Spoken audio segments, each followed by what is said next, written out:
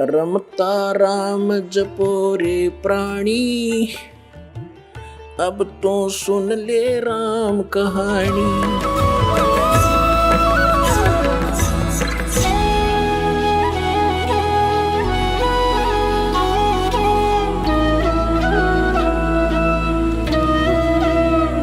तो प्रसंग चल रहा है कि श्रीमद् भगवद गीता अध्याय नंबर 8 के श्लोक नंबर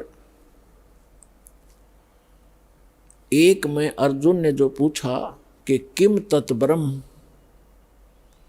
जिसके विषय में आपने 7वें अध्याय के 29वें श्लोक में कहा है कि जो व्यक्ति जरा और मरण से, जरा माने वृद्ध अवस्था के कहर से और मृत्यु के इस जन्म मरण के इस दुख से बचने का प्रयत्न करते हैं, इसे मोक्ष छुटकारा पाने का प्रयत्न करते हैं, वे तत्ब्रह्म को जान चुके हैं और सारे अध्यात्म ज्ञान को और सभी कर्मों से परिचित हैं। तो अर्जुन ने पूछा कि फिर किम तत्ब्रह्म, वो तत्ब्रह्म क्या है? किम अध्यात्म किम कर्म पुरुषोत्तम। अब कृष्ण तो उनको, अर्जुन तो श्री कृष्ण जी को पुरुषोत्तम मान रहा था।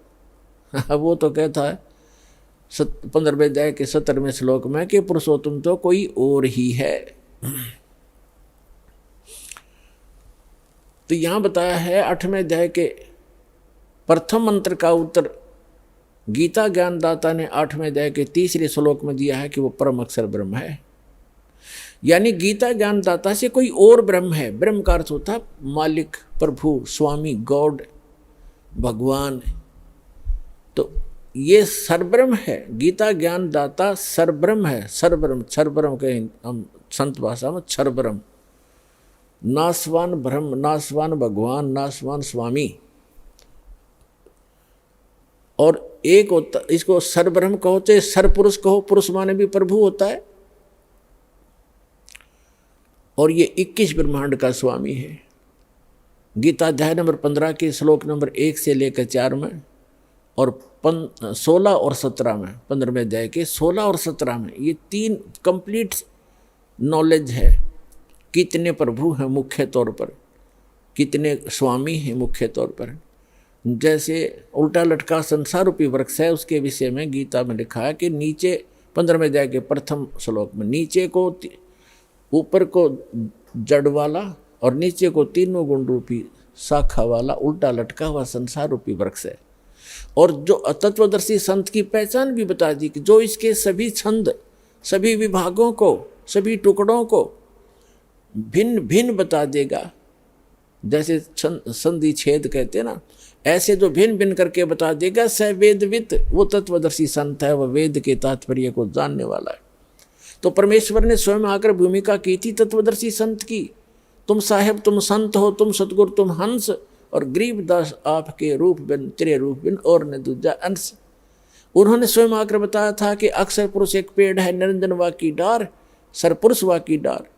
अक्षर पुरुष एक पेड़ है, सरपुरुष वा की डार, और तीनों देवा शाखा हैं ये पात रूप संसार। लेकिन मूल वो खुद थे, इसलिए ऑप्शन छोड़ गए इस दास के लिए कि मेरा दास आएगा, वो मेरी महिमा बताएगा। बार बार ये कहे मैं भगवान हूँ, मैं ऐसा हूँ, तो कोई नहीं सुने, पत्थर मारे लोग। तो वो मूल जो है, वो जड़ है, वो पूर्ण परमात्मा स्वयं कबीर साहब है, अल्लाह अकबर है, जो तीनों लोगों में प्रवेश करके सबका धारण पोषण करता। तो गीता अध्याय नंबर 15 के श्लोक नंबर 1 से 4 का निष्कर्ष है कि ऊपर को जड़ और नीचे को तीनों गुण रूपी शाखा वाला उल्टा लटका हुआ संसार रूपी एक अविनाशी वृक्ष है। और जो व्यक्ति इसके सभी विभाग बता देगा वो तत्वदर्शी संत है। उसके पश्चात परमेश्वर के, जैसे अब प्रसंग हम इसमें 3 पुरुष बताना चाहते हैं, उसके पश्चात परमेश्वर के उस परम पद की खोज करनी चाहिए जहाँ जाने के बाद साधक फिर लौटकर कभी संसार में नहीं आता। और जिस परमात्मा ने सब ब्रह्मांडों की रचना की है, यानी संसार रूपी वृक्ष की प्रवृत्ति जिससे विस्तार को प्राप्त हुई है, अर्थात कहने का भाव है कि संसार रूपी वृक्ष को जिसने रचना की है उसकी भक्ति कर। गीता ज्ञानदाता कहता है मेरी भी ना कर, अगर तुझे मोक्ष चाहिए। फिर आगे बताता हूँ। अब जो प्रसंग चल रहा है पहले उसको कंप्लीट करके फिर आगे चलेंगे। 15वें अध्याय के 16 और 17 में 3 पुरुष बताए। एक सरपुरुष एक अक्षर पुरुष, ये दोनों और इनके अंतर्गत जितने प्राणी हैं ये सभी नाशवान हैं, लेकिन आत्मा किसी की नहीं मरती। 15वें अध्याय के 17वें श्लोक में श्रीमद् भगवद गीता में तुरंत कहा है कि उत्तम पुरुष है तू अन्य, इन दोनों से, सरपुरुष और अक्षर पुरुष से उत्तम पुरुष यानी पुरुषोत्तम सच्चा भगवान तो कोई और है। सच्चा भगवान उत्तम पुरुष श्रेष्ठ प्रभु तो कोई और है जिसको परमात्मा कहा जाता है, और वही तीनों लोकों में प्रवेश करके सबका धारण पोषण करता है। यानी संसार रूप जैसे वृक्ष को मूल से जड़ से ही सारा आहार होता है, पोषण होता है, यही उसका क्लियर किया है कि जो तीनों लोकों में प्रवेश करके सबका धारण पोषण करता है वो अवैश्वर है, वो अविनाशी, वास्तव में अविनाशी वो परमात्मा है। अब हम आते हैं गीता अध्याय नंबर 8 के श्लोक नंबर, अब 3 से आगे चलते हैं। तो यहाँ गीता अध्याय नंबर 8 के श्लोक नंबर 1 का उत्तर 8, गीता अध्याय नंबर 8 के श्लोक नंबर 3 में गीता ज्ञानदाता ने कहा कि वो परम अक्षर ब्रह्म है। तो 3 पुरुष हैं ये, एक सरपुरुष ये स्वयं है, अक्षर पुरुष ये सरपुरुष ये खुद है, इसको सरब्रह्म भी कहते हैं, इसको काल ज्योत स्वरूपी निरंजन भी कहते हैं। ये केवल 21 ब्रह्मांड का स्वामी है, इतना ही प्रभु है, इतना ही मालिक है, इतना ही ब्रह्म है, इसको सरब्रह्म कहो तो सरपुरुष कहो। फिर दूसरे नंबर का अक्षर पुरुष है, अक्षर ब्रह्म कहो, अक्षर पुरुष कहो, उसको पर ब्रह्म कहो, यानी ब्रह्म से नेक्स्ट जो है वो 7 संघ ब्रह्मांड का स्वामी है, नील पद्म शंख, ये 7 संघ ब्रह्मांड का स्वामी है, इतना प्रभु है, ये भी नाशवान है, और सरपुरुष भी ये तो सीधा ही नाशवान है। उसके पश्चात गीता अध्याय नंबर 15 के श्लोक नंबर जो 17 में कहा कि उत्तम पुरुष है तू अन्य, वो परम अक्षर ब्रह्म है।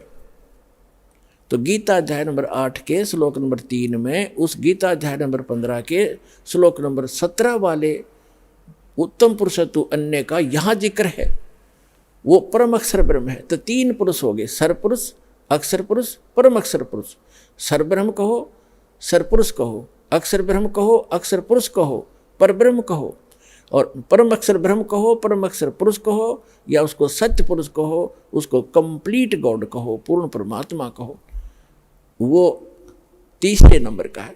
फिर जैसे ही कहा कि ऊपर को जड़ और नीचे को तीनों गुण रूपी शाखा है, परमात्मा ने क्या बताया है उस सूक्ष्म वेद में, अक्षर पुरुष एक पेड़ है और सरपुरुष वाकी डार, और तीनों देवा शाखा है भाई पात रूप संसार। ये तीनों देवा, तीनों गुण, रजगुण ब्रह्मा, सतगुण विष्णु, तमगुण शिव जी, ये शाखाएं हैं, और आप तो आगे पात रूप में हो। तो कहने का भाव ये है कि अब जो मूल है वो उस पूरे वृक्ष का पालन करता होता है, पोषक होता है। ऐसे ही गीता अध्याय 15 के श्लोक नंबर 17 में कहा कि उत्तम पुरुष तो अन्य, सरपुरुष और अक्षर पुरुष से भी जो श्रेष्ठ है वो भगवान तो कोई और है। उसका 8वें अध्याय के 3 श्लोक में बता दिया वो परम अक्षर ब्रह्म है। तो पुण्यात्माओं टीचर, और वही तीनों लोकों प्रवेश करके सबका धारण पोषण करता, वो है अविनाशी भगवान। तो पुण्यात्माओं टीचर उसको कहते हैं कि इन सदग्रंथों को समझे, क्योंकि एक ही चैप्टर में सारा कुछ नहीं दिया जाता, फिर अध्याय बनाने की जरूरत क्या चीज़ की।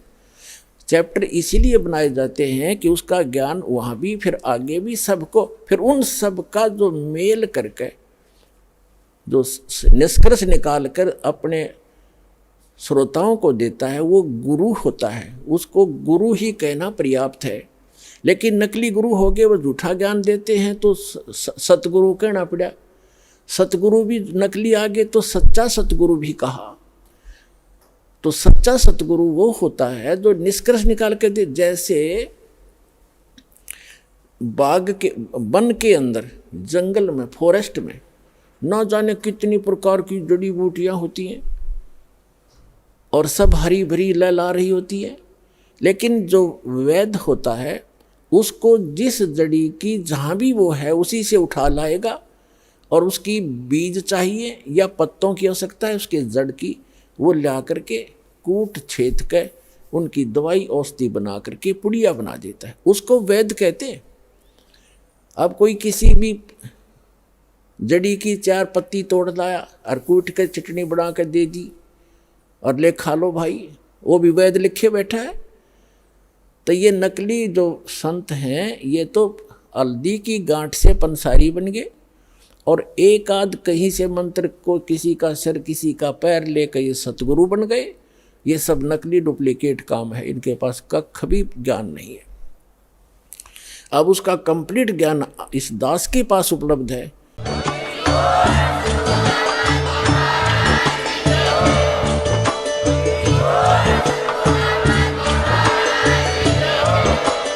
आप सुन रहे थे जगत गुरु तत्वदर्शी संत रामपाल जी महाराज जी के मंगल प्रवचन। अधिक जानकारी के लिए विजिट कीजिए हमारी वेबसाइट www.jagatgururampalji.org। संत रामपाल जी महाराज जी के शुभ आशीर्वाद से पूरे विश्व भर में 500 से भी ज्यादा नाम दीक्षा केंद्र हैं, जिन पर संत रामपाल जी महाराज जी द्वारा ऑनलाइन निशुल्क नाम दीक्षा दी जा रही है। अपने नजदीकी नाम दीक्षा केंद्र का पता करने के लिए संपर्क करें 8222880541।